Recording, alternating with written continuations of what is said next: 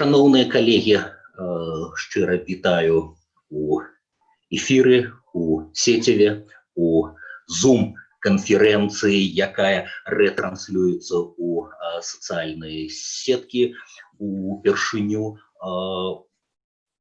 прес-конференція премії Гідроїця по зрозумілих причинах працює у такому форматі. Ковідо, ерго, Zoom, як інтелектуали-достіпники пожартували уже досить давно. Тим не менш, Аргкомітет і усі, хто йому допомагають у премії Гідроїця, обвящають 9-й сезон гэтай, бадай што, самой великой и престижной незалежной белорусской литературной премии. Премия Гідроїця, премия имя нашего славутого Менчука, земляка, культового польского интеллектуала, неизменного редактора парыжской культуры, человека, який не только народился у Менску, але и першым проартикуляваў добрасуседские и стратегично выгодные адносіны, так, Польшчы з усходнімі суседзямі, у тым ліку з незалежнай Беларуссю задоўга да нашай незалежнасці. Мы размаўляем сёння, я модератор этой нашей конференции Андрей Хаданович, разом с нами шановная прадстаўніца Оргкомитета премии Гідроїця, адразу некалькі сябраў журы, адразу некалькі удзельнікаў і удзельніц каманды премии Гідроїця сёлетняй і некалькі журналістаў, літаратурных крытыкаў, літаратурных блогераў, так что я спадзяюся, нам будзе пра што паразмаўляць. Прэмія Гідроїця існуе з конца 2011 года і за 8 сезонаў, як вы разумееце, я з вялікай прыемнасцю пералічу 8 папярэдніх лаўрэатаў. Гэта Павел Костюкевич, гэта Уладзімир Некляев. У шановнага Владимира Прокоповича сёння дзень народзінаў, і мы радасна долучаемся да віншаванняў класіку. Гэта Ігор Бабков, гэта Віктор Касько, гэта Макс Шчур, Зміцер Бартосік, Владимир Орлов і Ілля Сін. Імя 9-го лаўрэата мы даведаемся сёлета, але яшчэ вельмі не хутка. Хацелася б даць слова прадстаўніцы Оргкомітету, першай намесніцы старшыні беларускага ПМ-цэнтра, паэтцы Тацяне Нідбай, якая і пачне уводзіць нас у курс, як сёлета непасрэдна арганізоўваецца прэміяльны працэс, чаго чакаць пісьменнікам, чытачам і проста зацікаўленым заўзятарам прэміі. Тацяна, калі ласка. Прывітанне, шановныя сябры. Рада вітаць сёння вас усіх тых, хто далучыўся да нас у Зуме ў гэтай прэс-канферэнцыі, а таксама ўсіх гледачоў там, дзе адбываецца рэтрансляцыя гэтай прэс-канферэнцыі. У журналістаў, якія сёння да нас далучыліся, будзе магчымасць задаць пытанні. Я спадзяюся, што мяне добра чуваць. А ў нас будзе вялікае жаданне і асалода на гэтыя пытанні адказаць. Скажу, што сёлета прэмія Гідроїця арганізоўваецца традыцыйна беларускім пэн-цэнтрам, саюзам беларускіх пісьменнікаў і амбасадай Рэспублікі Польшча ў Мінску. Таксама мушу сказаць, што ёсць у нас традыцыйны прызавы фонд у выглядзе, ужо традыцыйны прызавы фонд у выглядзе 11 000 беларускіх рублёў, але мы заўсёды кажам пра тое, што гэта мінімальны прызавы фонд, і будзем рады, калі іншыя спонсары, беларускія фундатары змогуць далучыцца да падтрымкі беларускай літаратуры, фінансуючы альбо прыз за першае месца, альбо, можа быць, захочуць за другое альбо трэцяе месца свой прыз заснаваць. Таксама будзем вельмі радыя, і гэтым я адначасова заклікаю ўсіх тых, хто хацеў бы падтрымаць беларускую культуру і літаратуру, зрабіць гэта. Ёсць такая магчымасць. І скажу таксама, што ў нас ужо ёсць на сённяшні дзень адзін беларускі спонсор, гэта кампанія Currency.com.bel, адным з інвестараў якой з'яўляецца Віктор Пракапеня, якая пагадзілася далучыцца да фінансавання першага прыза ў памеры $1000. Зразумела, па курсе на дзень пераводу гэта будзе ў эквіваленце ў беларускіх рублях сума, далучаная да першага прыза. Ну і вось заклікаю таксама іншых яшчэ раз да таго, каб вы маглі спрычыніцца да падтрымкі беларускіх аўтараў, якія займаюцца, не ведаю, хацела сказаць, бессэнсоўнай справай. Канешне, не бессэнсоўнай, займаюцца гэтай малаўдзячнай на сённяшні дзень справай пісання беларускіх твораў. Таксама я хацела б прадставіць каманду, якая займаецца сёлета прэміяй Гідройца. Гэта Лілія Ілюшына, якая займаецца ёй ужо другі год і каардынуе працу каманды. Ліля займаецца арганізацыяй цырымоніі ўзнагароджання, пра якую, можа быць, калі будуць пытанні, я пасля яшчэ трошачкі змагу адказаць. Улась Лінкевіч, который займаецца таксама ўжо чарговы год працай з сябрамі журы, мадэруе паседжанні сябраў журы.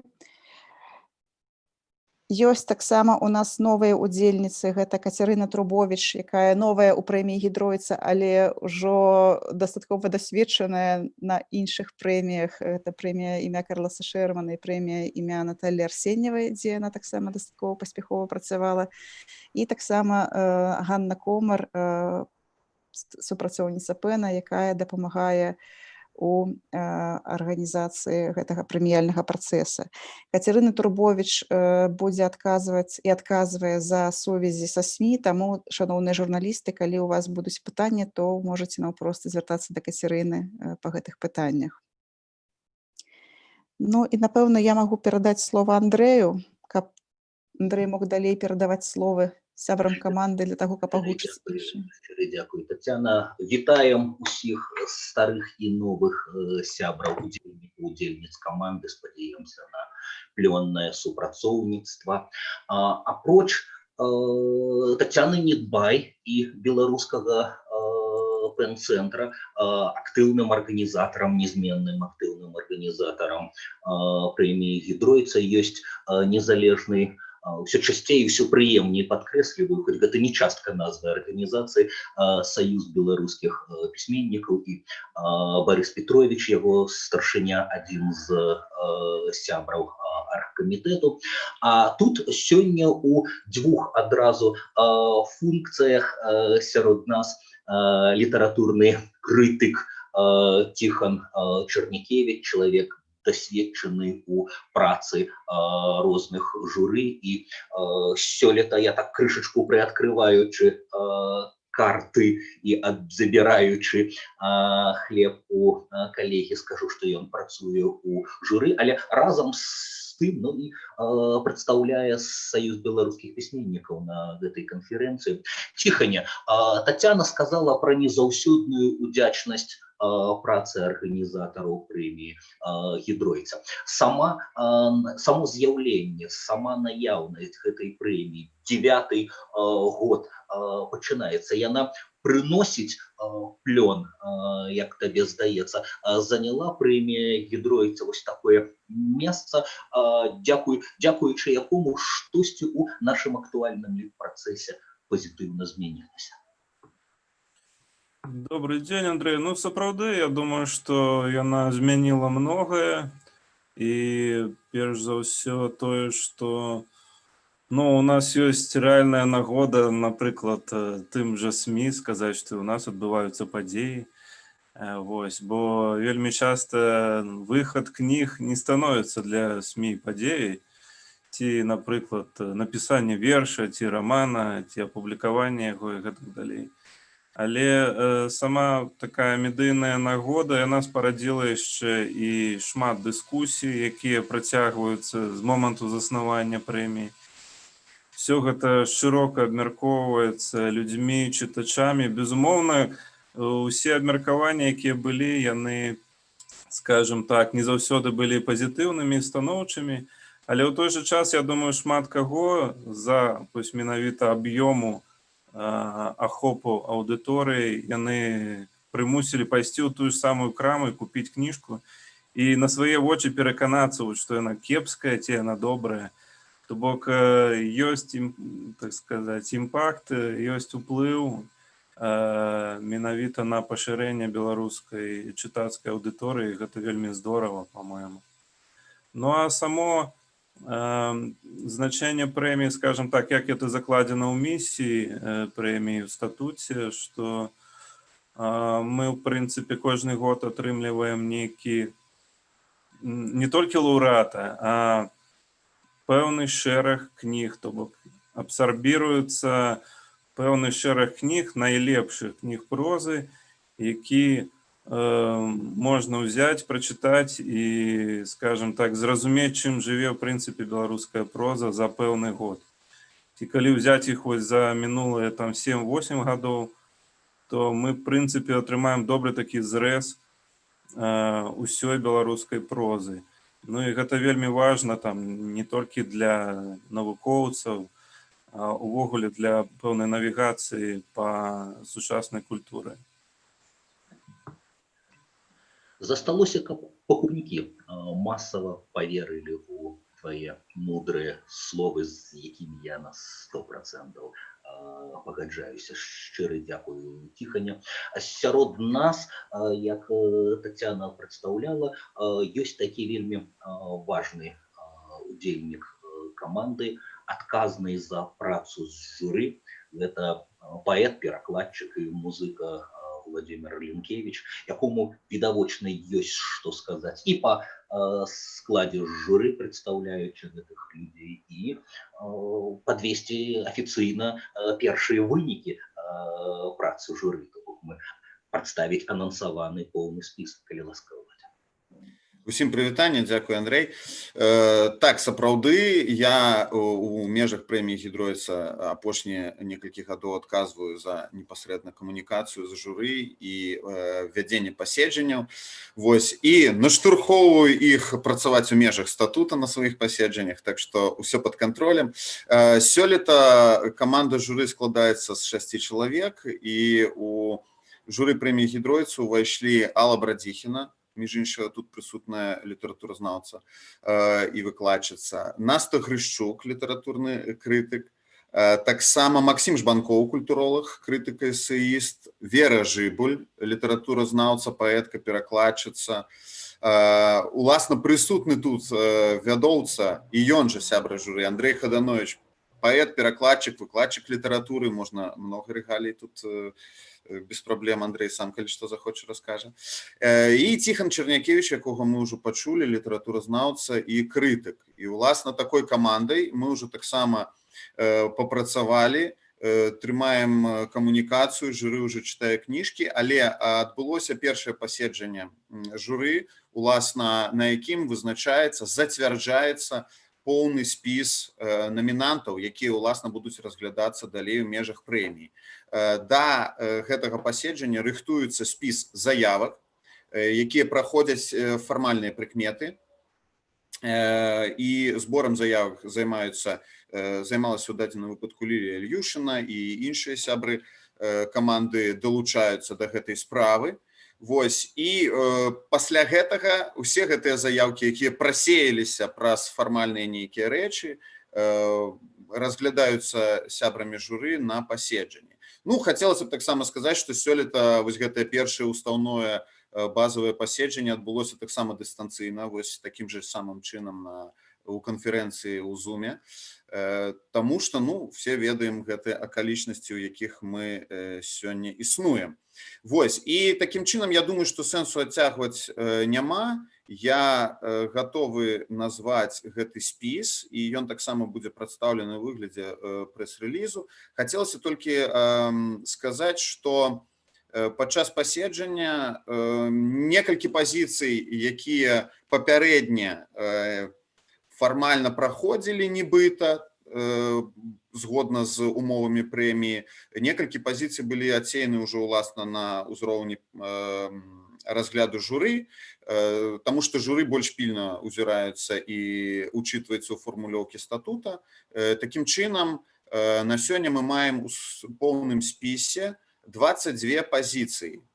І гэта Андрэй Адамович «Песня пра Цімура», Анатоль Остапенко «Муза сабачага сквера», Вольга Гапеева «Camel Travel», Адам Глобус «Рысы», Алесь Дятлаў «Распад», Аліна Длатоўская «Арнаменты», Сергей Дубавец «Тантамарэскі», Зінаіда Дудзюк «Закон захавання кахання», Міхась Зізюк «Таямніца гары Міндоўга», Мікола Ільючыц «Усмешка анёла», Сергей Календа «Балтыйскія шкарпэткі», Валер Каліноўскі «Дзеці Францыі», Зараслава Камінская «Калядны стол», Давід Олег Лісоўскі «Кніга», Вера Лойка «Апошні першы снег», Вінцэсь Мудроў «Восень у Вільні», Стася Наркевич «Прывідаў пярсцёнак», Алесь Пілецкі «Казкі па тэлефоне», Антон Піліпчык «Пакуль Сонейка ззяе», Людміла Рублеўская «Авантуры Вырвіча з банды чорнага доктара», Ганна Севярынец «Гасцініца Бельгія», Кірыл Стаселька «9 жыццяў Віта Море». Такім чынам, гэта быў поўны спіс, і, натуральна, што як бы гэта агучана было для гісторыі, а, безумоўна, ўсё астатнія публікацыі таксама паследуюць пасля нашай з вамі канферэнцыі. Дзякуй. Шчыры дзякуй, Ладзь. Я не сказаў на пачатку такія, в прынцыпе, словы ўдзячнасці трэба часцей паўтараць. Сама наша трансляцыя, наш Zoom і рэтрансляцыя адбываецца, як шмат чаго па чацвергах у Пэне з дапамогою, дзякуючы кампаніі «Зробім лепш 2020». Мне хацелася бы даць слова сябру журы, бліскучай нашай літаратуразнаўцы і універсітэцкай выкладчыцы літаратуры, як чалавек, які перыядычна бывае у Гомелі, у Гомельскім універсітэце на філфаку. Ведаю, што адной з самых бліскучых і любімых студэнтамі выкладчыц надаць слова сябры нашага журы Але Брадзіхінай. Спадарыня Алла, вось прагучаў поўны спіс. І з гледзяшча сябра журы, і з гледзяшча літаратуразнаўца, як вы ацэньваеце? Дзякуй, спадар Андрэй, за такія словы, якіх я кранута такімі ацэнкамі. Што тычыцца спісу, скажу, што спіс нешматлікі ў параўнанні, скажам, з папярэднімі гадамі, але тым не менш давялося адхіліць дзве кнігі, якія чыста па фармальных прыкметах не адпавядаюць патрабаванням статута. Найперш, гэта кніга Франца Сіўкора «Шкілет 2 шкілет», па той простай прычыне, што частка тэкстаў, больш чым 50% гэтых тэкстаў ужо раней выходзіла ў асобных кнігах. Іншымі словамі, рады былі б і прыняць гэтую кнігу, але на жаль, вымушаны былі адхіліць. І яшчэ адна кніга, якая засталася па-за поўным спісам, гэта Максім Кутузаў «Праклён Міндоўга». Справа ў тым, што гэтая кніга ўяўляе сабой зборнік п'ес. Але паколькі у нас гаворка ідзе ці пра дакументалістыку, ці пра празаічны эпас, то мы мусілі гэтую кнігу таксама зняць з нашага спаборніцтва, калі можна так сказаць. Гэта што тычыцца спіса. Не самыя прыемныя навіны мне давялося абвяшчаць, але лічу, што пачатак, прынамсі той спіс, які мы маем, даволі шматабяцальны, мы ўжо чытаем гэтыя тэксты, і думаю, што агульнымі намаганнямі, агульнымі сіламі мы паспрабуем прыйсці да кансенсусу. Дякую. Дякую вялікі. З пазіцыі драматурга, ну, пісьменніка, які напісаў зборнік п'ес, мы відавочна раней ці пазней даспеем да неабходнасці нейкай незалежнай прэміі за драматургію, удзельнікі якой адказвалі б за гэта. Шаноўныя журналісты, шаноўныя прысутныя тут літаратурныя крытыкі, літаратурныя блогеры, самы час звяртацца да удзельнікаў канферэнцыі з пытаннямі, калі ласка.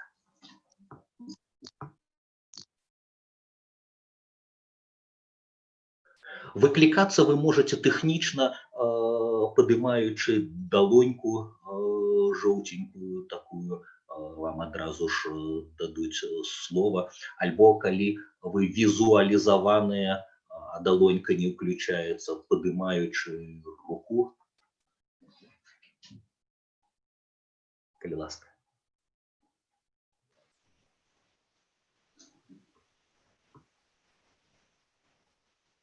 Бачу далоньку на фоне чорнага квадрата Павла Абрамовича. Шановний Павле, калі ласка. Добрый дзень усім прысутным. Рады ўдзельнічаць у такім мерапрыемстве, цікавым, важным для беларускай літаратуры. Скажите, у меня есть такое пытанне. Скажуць, што у нас з'явіўся новы літаратурны фармат. Гідроіцца літаратура, і нават кнігі пішуцца пад гэты фармат. Асабіста я не бачу нічога дрэннага у тым, што кнігі пішуцца. Пад які фармат, гэта ўжо іншая справа. Дарэчы, амаль палова сусветнай літаратуры пісалася пад такія пэўныя замовы. Вось. Але я б хацеў, каб вы нейкім чынам гэта пракаментавалі. Тое, што кнігі пішуцца пад прэміі. Ці ёсць у гэтым нейкая загана? Ці гэта наадварот добра? Вы б маглі крышачку сам, як крытык, крышачку праясніць, што вы маеце на ўвазе? Тэмпы працы пісьменнікаў і выдаўцоў? Менавіта. Альбо наяўнасць нейкіх ідэйных крык мэтай спадабацца? Найперш, што прэмія задае нейкі тэмп людзям, і яны спяшаюцца пісаць. Ці ёсць гэта загана, ці наадварот гэта і ёсць нейкае абуджэнне літаратурнага працэса? Як вы лічыце? Я ад сябе скажу толькі адну рэч і перадам калегам права адказу. Як чалавек творча разбэрсаны і лінівы, у маім жыцці, напрыклад, дэдлайны, а гэта адна з формаў дэдлайнаў фактычна для празаіка, так, ёсць дысцыплінуючым фактарам. З іншага боку, чытаючы ці беларускія, ці замежныя творы, відавочна часам натыкаешся на твор з бліскуча распрацаваным пачаткам, сярэдзінам і хутка скамячаным канцом, і ты думаеш, а ці не спяшаўся гэты шведскі, чэшскі ці, барані Божа, беларускі літаратар, каб паспець выдаць да нейкі. Бог суддзя гэтаму, тут як два бакі манеткі, пакуль яна на рэбро не падае. Тут ёсць добро і зло. Можа быць, Ціхана, як літаратурны крытык, мае такія назіранні і мог бы гэта адкаментаваць, гэты працэс. І ці так яно, дарэчы, можа быць, мы з Паўлам перабольшваем. Ну, тут я бы таксама сказаў бы, што так пытанне пабудавана, што нібыта так яно і ёсць. Я бы сказаў, што такога фармату вельмі цяжка неяк акрэсліць. Хіба што я магу сказаць, што, напрыклад, гідроіцца то для мяне асабіста звязваецца з нейкім інтэлектуалізмам. У сэнсе, лаўрэат, ён як бы вяршыня беларускага інтэлектуалізму ў прозе. Скажам так, умоўна. Альбо, прынамсі, тыя, хто заўсёды там трапляў у тройку, той же, гэта, да, што былі такія прэтэнзіі, скажам так, што раманы там ці кніжкі напісаныя больш папулярна, больш, скажем так, арыентаваныя на умоўны таксама абсалютна мас-маркет, што яны не трапляюць в гэтыя тройкі. Ну, это адзіны нейкі фармат, якое я магу вельмі абстрактна для сябе акрэсліць. Ну, а тое, што спачатку выдаўцы сапраўды неяк так пачалі харахорыцца і выдаваць до 31 снежня пэўную колькасць прозы, ну, гэта было, канешне, заўважна абсалютна неўзброеным вокам. Ну, і дзякуй Богу, па-мойму. А часам до 31 студзеня. Часам и 31 студеня. Хотя бы там пару сигнальных особников там подать, принести. Да, это было. Но это уже не зусім формат, скажем так, это уже особливости нашего так само вельмі умоўнага кніжнага рынку, які еще вельмі долго можно про это говорить, я уже не буду просто. Спадарыня Алла, вачыма прафесійнай чытачкі і літаратуразнаўцы, ці згодныя вы з Паўлам, ці ёсць ён гэты жанр гідройц літаратуры ў сучаснай прозе? Я згодна з спадаром Ціханам, хаця, канешне, можна гаварыць пра фарміраванне актуальных эстэтычных крытэрыяў, але ўсё ж такі прэміяльны працэс і літаратурны працэс, ну, я б не сказала, што гэта зусім адно і тое ж. Магчыма, гэта нейкі вымалёўванне пэўнага рэльефу, пэўных вяршыняў. Але ж з увядзеннем такога пункту, як там адмаўленне ад удзелу, добраахвотнае, мы можам назіраць, што некаторыя гэтыя пікі, яны могуць быць не ўлічаны. Ну, прыкладна, тое ж самае, я чытала недзе тое ж самае, што па Нобелю меркаваць пра развіццё сусветнай літаратуры. В прынцыпе, мы можам гаварыць пра пэўныя вектары толькі, але не пра супадзенне прэміяльнага і літаратурнага працэсу, то бок гэты фармат, гэтую літаратурную моду. Магчыма, неяк так, калі я ясна выразілася. Дзякуй вялікі. Тым часам я бачу у нашым чаце некалькі пытанняў. Пытанне ВКонтакте от Степана Михалкова. Где Федоренко у вашем списе? Может быть, Пулать отказал бы, где Федоренко у нашем списе. Самый короткий отказ нідзе, але можна перафармуляваць, чаму яго няма. Рэч у тым, што напэўна ідзе гаворка пра кнігу Федарэнкі, якая выйшла ў 2020 годзе. Я звяртаю ўвагу, што безумоўна, сёння мы ўжо ў сярэдзіне 2020 года, але кнігі, якія разглядаюцца ў журы, гэта кнігі, выдадзеныя ў папярэднім годзе, ў 2019. І ўвосені, уласна, мы ўзнагароджваем заўсёды, раней гэта было вясной калісьці, апошнія некалькі гадоў увосень мы ўзнагароджваем пісьменніка, які выдаў кніжку ў папярэднім годзе, то бок гэта будзе кніжка 19 года. Таму Федарэнка мусіць, калі все складзецца добра, і ў яго, уласна, самога аўтара будзе жаданне ўдзельнічаць у конкурсе, будзе ўдзельнічаць у гэтым конкурсе ў прэміі ў наступным годзе. І сапраўды цікавы момант хацеў бы адзначыць. Вось спадарыня Алла адзначыла, што у нас ужо некалькі сезонаў дзейнічае такое правіло у прэміі Гідройца, што аўтар можа адмовіцца ад удзелу ў прэміі, і гэта, між іншага, у тым ліку тычыцца таго пытання спадара Паўла пра нейкія тэндэнцыі, нейкія тэмпы, і вось гэта ўсё. Сапраўды, мне здаецца, напрыклад, я меў дачыненне да арганізацыі прэміі, працяглы час, што калісьці ў пачатку гэта сапраўды прэмія вельмі змушала людзей актывізоўвацца, все гналіся выдавацца, магчыма, самі пісьменнікі прыспешвалі напісанне твораў сваіх.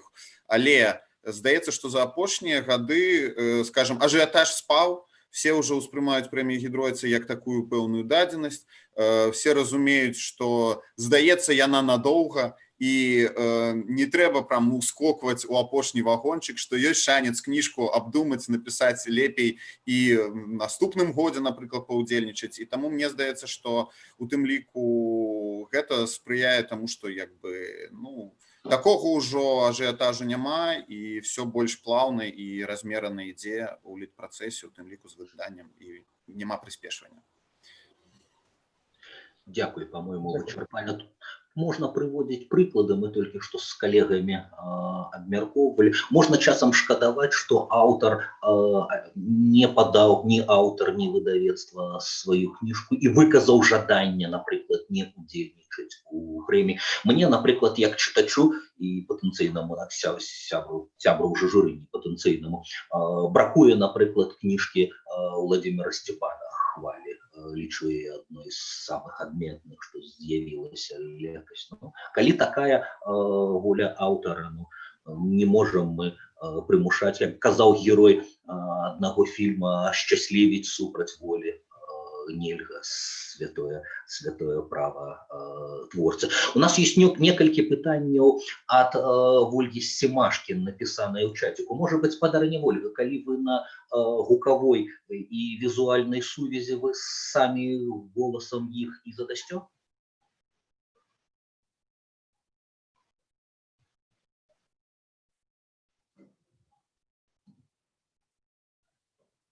Ольга Семашка.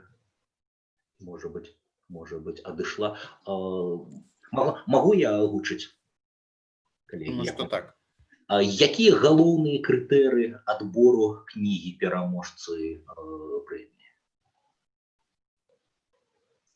Гаворка як бы недаўдакладненае пытанне, на якім этапе, да, мы абмяркоўвалі вось на этапе поўнага спіса. Але можа быць у сяброў журы, якія з досведам. Падарняла, як вам здаецца, якімі крытэрыямі найперш кіруецца журы у адборы? Ну, всім нам вядома, што мастацкі твор – гэта не матэматычная формула і нейкіх адназначных дакладных крытэрыяў тут няма. І што тычыцца мяне, то я згодна со сваёй выкладчыцкай звычкай, я веду чытацкі дзённік, і сапраўды у мяне 10 крытэрыяў выпрацаваны. І я ўсё ж такі зыходжу ад бальнага нейкага, ад бальнай сістэмы, але ўрэшце у мяне ёсць 10-й пункт, які пакінуты тое, што кажуць, вот як адчуваеш сэрцам. Туды я дадаю пэўную колькасць балаў, якую я лічу пасля прачытання ўсяго спісу, самыя запамінальныя, магчыма, тыя, што найбольш уразілі, тыя, што пакінулі па сабе нейкія пачуцці, узрушылі і гэтак далей. І ў выніку так я фармірую свой спіс. Пра крытэрыі іншых гаварыць не магу. Тут кожны вырашае сам.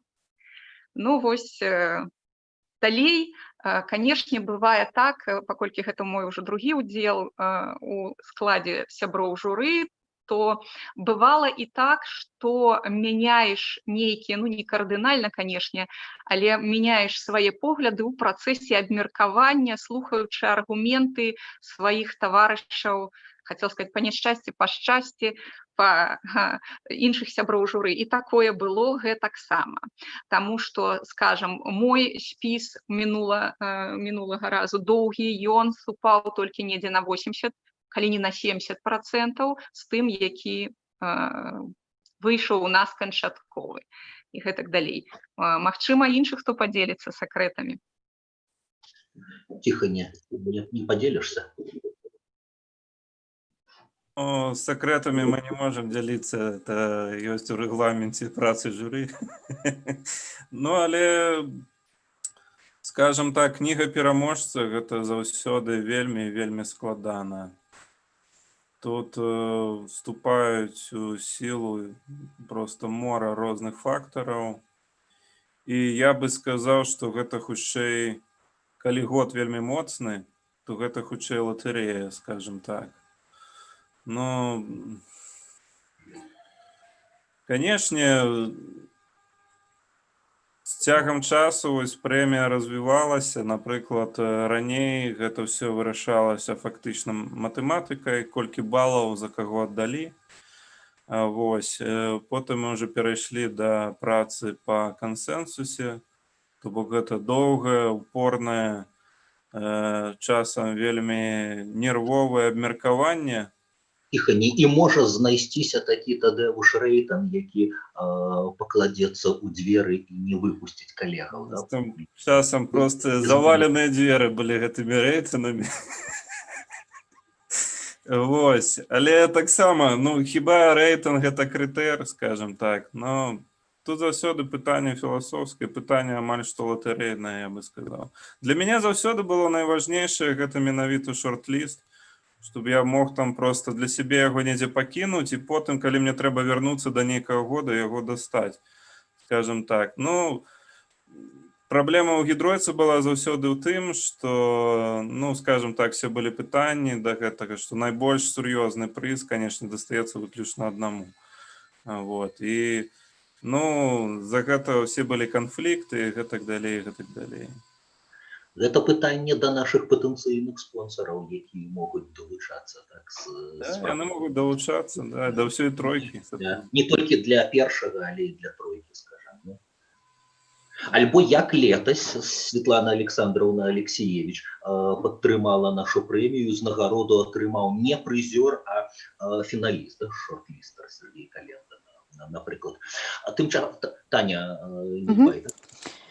я хочу горша падтрымаць ціха адносна шорт-ліста. Все ж таки шорт гэта сапраўды і паказнік, і якасны зрэз таго найлепшага, што адбывалася, а пераможцы, ну я б тут не ўжывала б слова, канешне, латарэя, але ўсё ж таки, што гэта найбольш суб'ектыўны нейкі выбар, які нават нягледзячы на тое, што мы спрабуем і вельмі намагаемся збалансаваць журы, каб там былі прадстаўнікі розных стыляў, розных прыхільнікі розных эстэтычных канцэпцый, то ўсё ж такі, канешне, выбар пераможцы гэта часам бывае, але ясна, што немагчыма падабацца ўсім. А шорт гэта ўжо штосьці важнае, трывалае, і тое, да чаго ва ўсіх прэміях, на што мы арыентуемся і лічым, што шорт гэта, у прынцыпе, увесь шорт гэта пераможцы.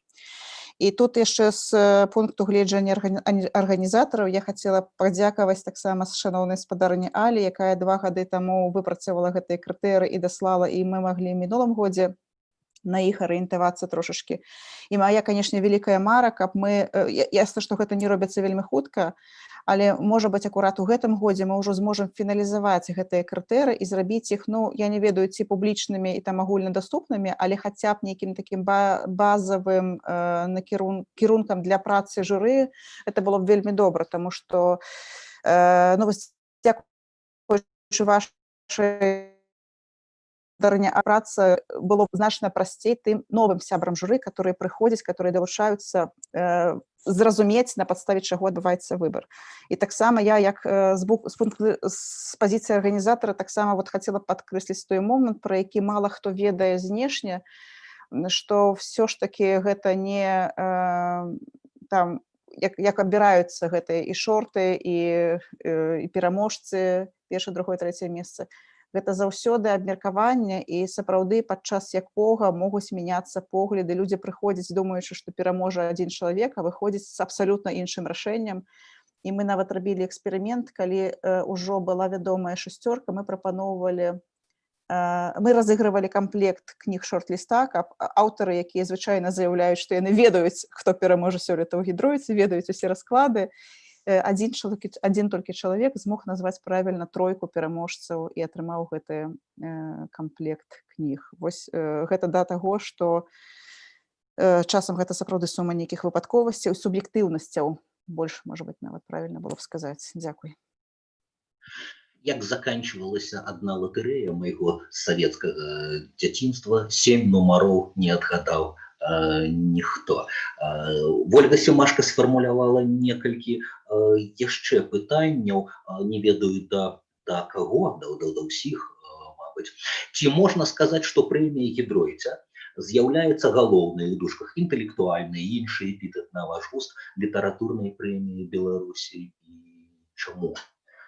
ну, я могу пачаць. Яна была разам з прэміяй дэбют, якая, здаецца, за некалькі месяцаў да яе была абвешчана, адной з першых незалежных пасля вялікага нейкага такога перапынку у беларускай літаратуры, падчас якога здавалася, што пісьменнікі нікому не патрэбны і зваротнай рэакцыі на тое, што яны робяць, няма. Некалькі год існавання гідроіца без альтэрнатыўнага ў іншых, скажем так, жанраў, гідроіц быў аб'ектам гарачай, мне здаецца, зайздрасці з боку паэтаў, у якіх не было аналагічнай узнагароды, перакладчыкаў. Зараз, здаецца, гэтых прэмій робіцца больш і больш, як мінімум у кожным жанры, заўсёды можна штосьці яшчэ прыдумаць. Ёсць нейкая падтрымка і абарона дзіцячым пісьменнікам і ілюстратарам, да, у выглядзе прэміі цёткі, перакладчыкам у розных ужо жанрах, уключна з дзіцячай літаратуры, да, у 3 намінацыях прэмія Карласа Шермана. Па-ранейшаму, ну, хоць сёлета як бы прапускае, бачыце, год не абвяшчаецца, але ніхто яе не адмяняў, прэмія дэбюта для паэтаў, празаікаў і перакладчыкаў. Але тым не менш, ну, мабыць, проза на сёння, бачыце, чаргуюцца эпохі. У рамантызме галоўны пісьменнік-паэт, у 18 стагоддзі французы казалі, гэта прыўкрасна як проза, да, і празаік галоўны інтэлектуальны літаратурны аўтарытэт. А можа быць, проста памер банальнай узнагароды, да, большай для прэміі гідроіца, чым у іншых літаратурных прэміях робіць яе галоўнай. Калегі, хтосьці мае меркаванне? Галоўная гэта прэмія і чаму?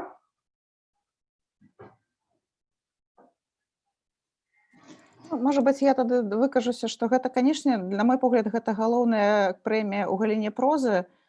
І я хочу таксама падкрэсліць, што мы у намінацыі ніколі не абмяжоўваемся толькі недзяржаўнымі выдавецтвамі, мы горача заахвочваем дзяржаўныя выдавецтвы, мы рассылаем інфармацыю пра магчымасць намінаваць кнігі ў дзяржаўныя саюз пісьменнікаў. То бок, але, безумоўна, мне здаецца, на сёння гэта найбольш цікавае з таго, што адбываецца ў прозе, а ў гэтым сэнсе гэта найбольш гэта галоўная інтэлектуальная літаратурная прэмія Беларусі ў галіне прозы. І тут вот я б спынілася і пасля гэтага удакладнення, таму што ўсё ж такі іншыя жанры, яны таксама маюць свае галоўныя інтэлектуальныя, свае галоўныя падзеі. Дзякуй.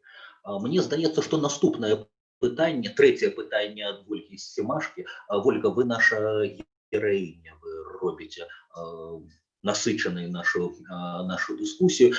Непасрэдна можна відаць Тацяне Недбай і іншым сябрам, удзельнікам каманды Пэну задаць, ці будзе кніга пераможцы мець падтрымку ад Пэн-цэнтру у дадатковым друку і распаўсюдзе па ўсёй краіне. Можна пашырыць пытанне, у прынцыпе, падтрымку і якія, да, формы падтрымкі магчымыя тут.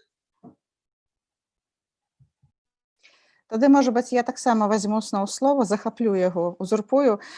Канешне, я тут павінна была б наогул пачаць з таго, з пэўнай справаздачы за тое, што мы зрабілі з мінулымі пераможцамі і шорт-лістарамі мінулых сезонаў прэміі гідроіца. Сярод іншага, 2 гады таму год таму мы запісалі шорт-ліст 2-гадовай даўніны ў фармаце аўдыакніг. Дзякуючы дапамозе, дарэчы, Дар'і Белькевіч прысутнай тут, якая дапамагае нам з тэхнічным бокам гэтай прэс-канферэнцыі. У мінулым годзе у нас 3е месца атрымала Алена Брава з кнігай «Садомская яблыня», і яе кніга павінна быць запісаная як аўдыакніга, дзякуючы падтрымцы Радыё Свабоды. І зараз, наколькі я ведаю, гэты працэс адбываецца, кніга запісваецца. Вельмі спадзяюся, што да чарговага ўручэння мы дойдзем з ужо гатовым прызам за 3е месца.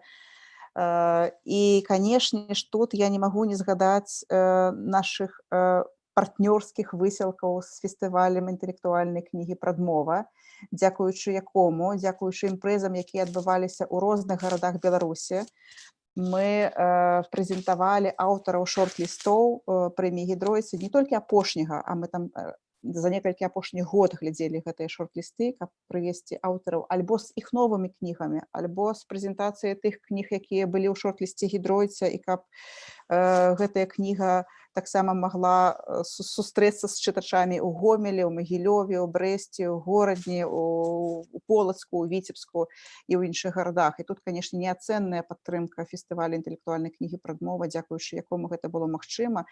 І магу сказаць, што, канешне, і надалей мы будзем шукаць і шукаем магчымасці, каб гэтыя кнігі, которые трапляюць у шорт-ліст, даваць ім нейкае такое, дадатковую прамоцыю у хорошым сэнсе гэтага слова, у доступ да чытача павялічваць, забяспечваць і надаваць лепшы доступ да чытача.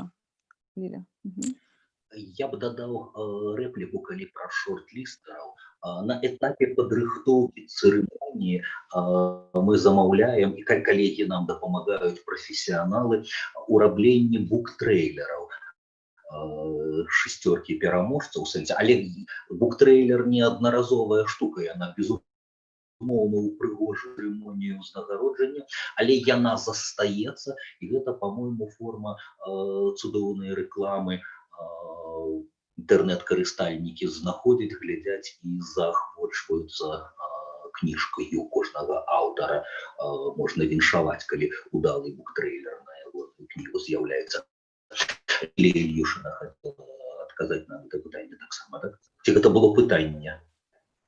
Не, я хотела дадаць акурат, дзякуй, Андрэй, дзякуй усе прысутныя.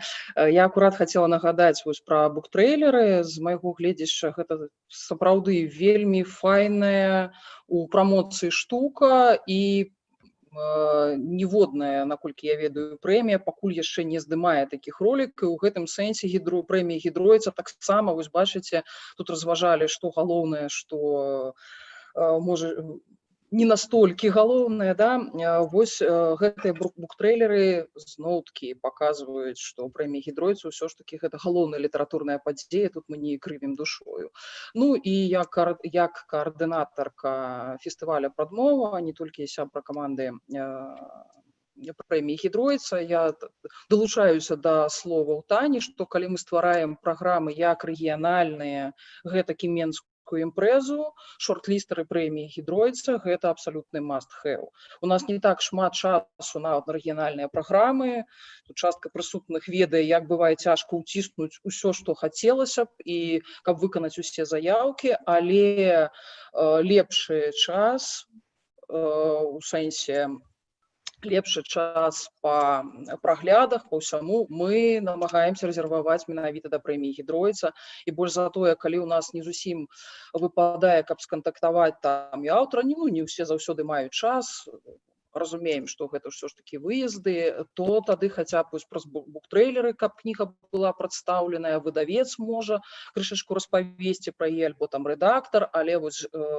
што тычыцца шорт-лістараў прэміі «Гідройца» і мінулагодніх лаўрэатаў, гэта прамоцыя дадаткова абавязкова ажыццяўляецца. Таму сапраўды патрапіць у шорт-ліст гэта ўжо вельмі значная перамога і прамоцыя. У мяне ўсё. Дзякую. Дякую. Ва ўладзе Лінкевіча была рэпліка.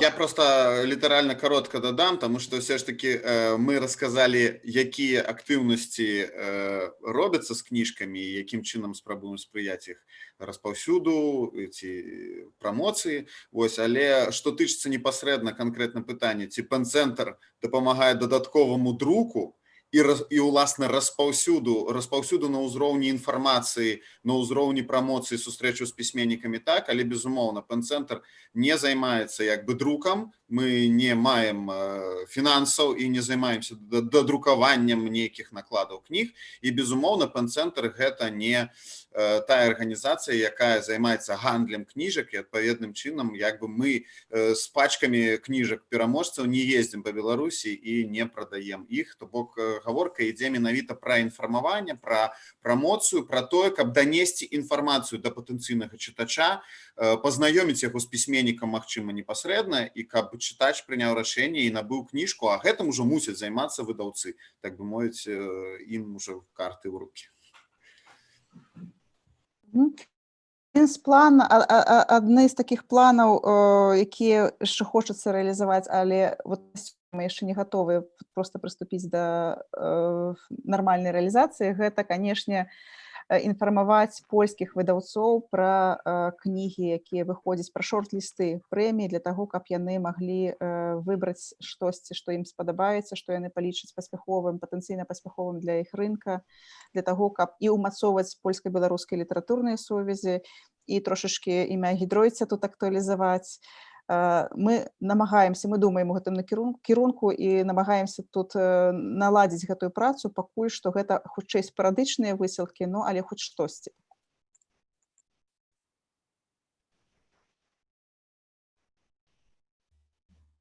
Павел Абрамович падымаў жоўтенькую далоньку, калі ласка. Скажите, калі ласка, у мінулым годзе адзін з беларускіх пісьменнікаў зладзіў публічны дэмарш, што ён не будзе браць удзел у вылучэнні на прэмію Гідройца з нейкіх там светапоглядных прычынаў, хоць да гэтага ён браў удзел і досыць актыўна. У гэтым годзе вы атрымлівалі падобныя лісты шчасця ці не? Дзякуй. Пытанне да каманды, відаць. Былі лісты шчасця, былі дэмаршы, Ліля. Па шчасцю, у гэтым годзе такой сітуацыі у нас не было. Насамрэч, у суме у нас было 25 заявак, але я тут патлумачу, 25 гэта тое, што ўжо ў прынцыпе прайшло праз сіта, бо ёсць пэўныя фармальныя крытэрыі, гэта наяўнасці папяровых асобнікаў, гэта магчымасць атрымаць электронны экземпляр, гэта і згода аўтара. І вось у гэтым годзе, што тычыцца апошняга крытэра згода аўтараў, у нас такіх праблемаў не было.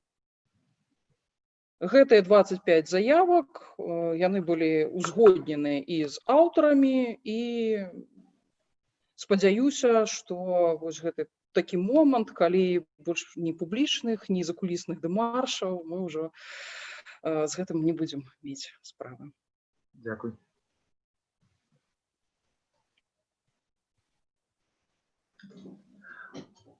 Павел, калі ласка. А можна я трошки додам, не паспеў памахаць жоўтай ручкай, памашу звычайнай ручкай. Я хацеў бы тут дадаць, давайте ўжо агучым, гаворка ідзе, відаць, пра Альгерда Бахарэвіча, чаму мы так таемна замоўчваем імя аўтара, які неаднойчы быў сярод лаўрэатаў прэміі Гідройца, вось, і займаў высокія месцы, значыцца, на думку журы у гэтым конкурсе.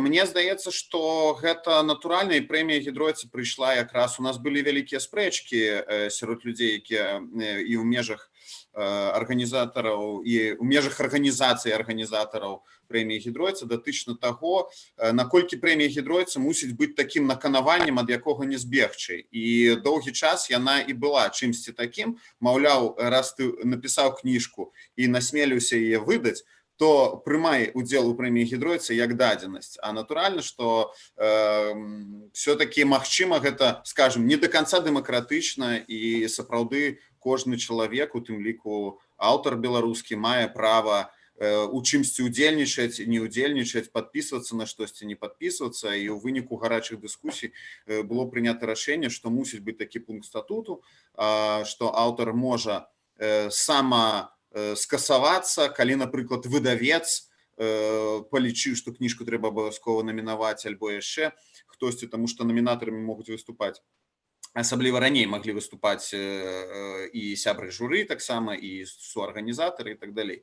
Вось таму мне здаецца, што гэта хутчэй сведчыць пра развіццё прэміі, і ўжо пісьменнікі, аўтары ведаюць пра гэта, і ніхто нікога сілком у прэмію не цягне. І такім чынам сапраўды Лілія адзначыла, што ужо тыя заяўкі, якія прыходзілі, гэта, скажем так, свядомыя заяўкі, дзе аўтары і выдавецтвы свядома намінуюць кніжкі, і таму тут все становіцца лягчэй. Таму, у прынцыпе, ўжо ў дэмаршах проста патрэбы нейкай няма, дастаткова проста і не падацца, ці на ўзроўні папярэдняга пытання пра звон выдавецтву ці аўтараў мы дазнаемся, што той і сёй не мае намеру намінаваць сваю кніжку, хаця яна і выйшла і пасуе, і як бы пытанне вычарпанае, і без болю, і ціха, мірна, і все як мае быць.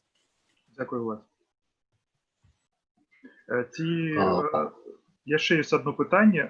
Скажыце, прэмія Гідройца рабіла шмат, каб з'явіцца ў рэгіёнах, каб з'яўляцца ў рэгіёнах увесь час. Як у гэтым годзе вы будзеце працаваць у правінцыі і з рэгіянальнымі чытачамі? Напэўна, я тады возьму зноў слова. Дзякую, вялікі Павел, за пытанне. Но вось, на жаль, у нас няма сваіх рэсурсаў на тое, каб самастойна арганізоўваць сустрэчы ў рэгіёнах. І тут я яшчэ раз хацела падзякаваць фестывалю інтэлектуальнай кнігі «Прадмова», які дае нам гэтую пляцоўку і магчымасць. І, канешне, сёлета мы ўжо у ліпені трошачкі стаміліся ад вымушанага онлайна, але тым не менш гэта трэба сказаць, што гэта магчымасць рэгіянальным гледачам, слухачам, чытачам беларускай літаратуры далучацца незалежна ад таго, што яны знаходзяцца не ў Мінску. Я як чалавек, я заўсёды гэта паўтараю, як чалавек, які нарадзіўся і вырас у Полацку.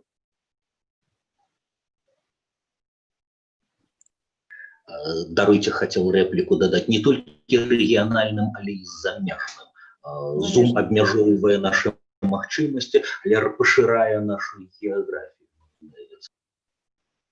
І тут, канешне, вельмі важна, што гэта дае магчымасць усім далучыцца. Паўтаруся, што як чалавек, который сам нарадзіўся ў Полацку і вырас сама, вельмі востра адчувала той голад і адсутнасць асяроддзя, і, напэўна, тады была б вельмі шчаслівая, калі вось так можна было б далучацца да калег, да аднадумцаў. І думаю, што гэта таксама ў працяг адказа на адно з мінулых пытанняў, што мы будзем рабіць для прамоцыі. Мы плануем ўсё ж такі зрабіць нейкія сустрэчы онлайн з шорт-лістарамі для таго, з шорт-лістарамі мінулага года, можа быць, з лаўрэатамі за ўсе гады, для таго, каб гэта таксама зрабіць трошачкі бліжэйшым да рэгіёнаў. Дзякую. А яшчэ у Паўла яшчэ пытанне, Абрамович, калі ласка.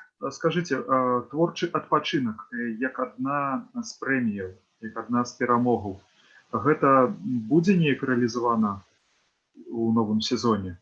Ці зноў цяжкасці з каранавіруса пэўныя? Відаць, пісьменнікаў пераможцаў гэта таксама непакоіць, такое пытанне. Дзякую. Ці магу я пераадрасаваць гэта пытанне Тихону Чернікевичу? Я тут, конечно, могу выступить неким экспертом, хотя я им по щирости не з'являюсь, потому что это больше высокий уровень, там, скажем так, домовленностей. Но, наколькі я ведаю, у нас менавіта 20-й год вельмі складаны для Союза.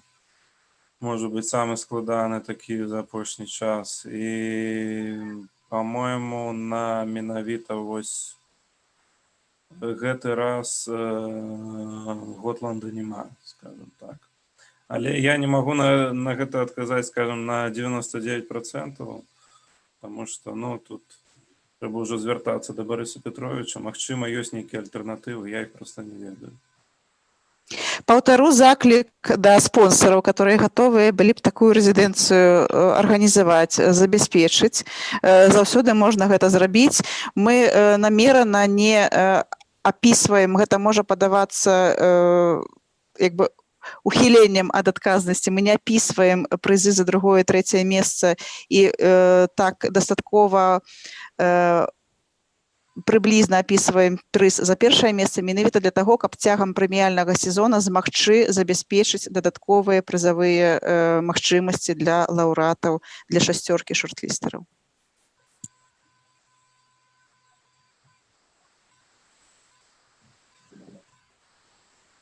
Цудоўна. Павел, яшчэ пытанне. У мяне асабістае пытанне да Ціхана Чарнякевіча. Скажыце, Ціхан, вось тое, што вы напружана і за вельмі сціслы тэрмін чытаеце так шмат літаратуры прадпрэміяльнай, ці складаецца гэта ўрэшце рэшт у нейкі гіпертэкст? Ці ёсць ад сезону да сезону ў беларускай літаратуры найновай нейкі свой пах, колер, тэндэнцыя, думка? Як вы гэта адчуваеце, як вы гэта перажываеце, акром таго, што гэта вельмі цяжка? Дзякуй. Дзякуй за пытанне. Гэта, канешне, найбольш складаная частка працы журы, таму што, скажем, нават справа не толькі ў чытанні, бо калі ты займаешься літаратурай, ты яе ўвесь час чытаеш. І кніжкі 19-го года, скажем так, я многія ўжо пагартал яшчэ ў 19-м годзе. Вось, тут уже варта як бы больш вярнуцца і больш-менш скампанаваць гэта ўсё ў галаве. Нейкі там па пэўных крытэрыях, скажем, навізны для літаратуры, для пэўнага года, для ўвогуле для спіса вызначыць там той же самы ранжир, то бок той же лонгліст, скажем так. Вось. Для гэтага года, напрыклад, гэта не такая ўжо складаная задача, сапраўды, калі раней было па 60 кніжак, сёння там 22, гэта, скажем так, значна прасцей. Вось. А наконт паху, там, смаку, бог его ведае. Это такія не зусім як бы літаратуразнаўчыя тэрміны. Я думаю, што больш все-таки пры адсутнасці кніжнага рынка толковага за экспансіі расійскага кніжнага рынка, якая як бы не спыняецца, у нас все роўна больш і больш з'яўляецца кніжак, арыентаваная менавіта на масу, то бок такога квазі-мас-літа, які ў прынцыпе выдадзены ў 200 асобніках, не зусім можа такім называцца, але ў той жа час такі, скажем, жанр з'явіўся і ён паспяхова ідзе. Вось, я не ведаю чаму. По-моему, наадварот, пры 200-сторонкавым 200-экземплярным выданні, то это хутчэй такое трэба пісаць штосьці супермадэрнісцкае, там непраходимае, нечытэльнае, але настолькі герметычнае, што яно б адпавядала, скажем так, сваёй элітарнасці. У нас вось наадварот нейкі ідзе вектор. Окей. Дзякуй. Відавочна, кніга Іллі сильна падпадае пад гэты крытэрый. У кнізе 89 сторонак. Гэта сапраўды элітарная літаратура. 89 у Іллі? Там шрифт драбнейшы, можа, проста. Дзякуй. Калі б ён выходзіў у Янушкевіча, я думаю, там было... Крупны шрифт, безумоўна. Дзякуй, калегі. Спадарня, у вас няма на ўздакунку сваіх чытацкіх літаратуразнаўчых заўвагаў?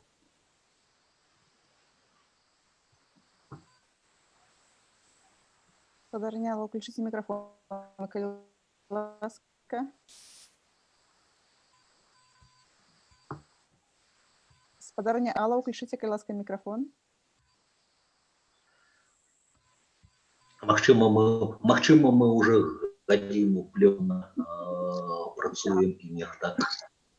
Вы на сувязі? Пардон, что я не включила. Я кажу, что згодна со спадаром Ціханам і удзячна вельмі за пытанні спадару Павлу Абрамовичу, тому что у працэсе адказаў мяне натхняе гэта ўсё на дадатковыя развагі адносна і ходу прэміі. Я тут подумала, что сапраўды можа быць неяк часу на прачытанне даваць болей, хотя я не скажу, что гэта нереально, гэта цалкам реально было прачытаць там і 30, я не помню, колькі было, 5, 7 і пагатоў 22. Але сапраўды нейкі зрэз ёсць. Я пра гэта гаварыла вышэй. Гэта, канешне, зрэз года гэтага.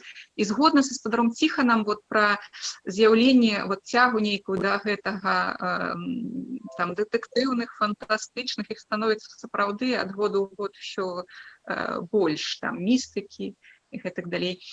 Але так глобальна, каб так глобальна думаць, тут трэба, пэўна, быць усе у кожным годзе, трэба прачытаць не толькі шорт-ліст, а трэба сядзець сапраўды ў журы і прачытаць цалкам гэты спіс ад першага да апошняга пункта, каб больш-менш аб'ектыўна нейкія высновы рабіць пра развіццё літаратурнага працэсу. Неяк так.